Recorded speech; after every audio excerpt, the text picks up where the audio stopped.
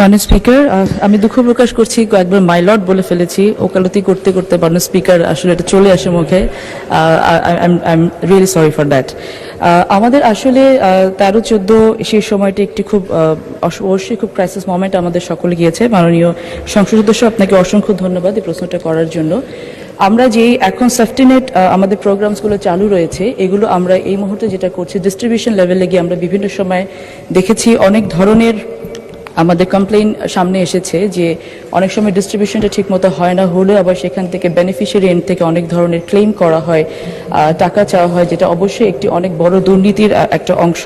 So আমরা চেষ্টা করব আমাদের মন্ত্রণালয়ের পক্ষ থেকে ডিস্ট্রিবিউশন এন্ডটাকে যতটুকু স্বচ্ছতার পর্যায়ে নিয়ে আসা যায়, এবং ভাতাটাকে আরও টাকা বাড়ানো হবে কিনা এই বিষয়টা আমাদেরকে একটু সিদ্ধান্ত নিতে হবে। কারণ এই মুহূর্তে আমরা ফ্যামিলি কার্ড নামে আরেকটি অনেক বড় প্রোগ্রাম হাতে নিয়েছি।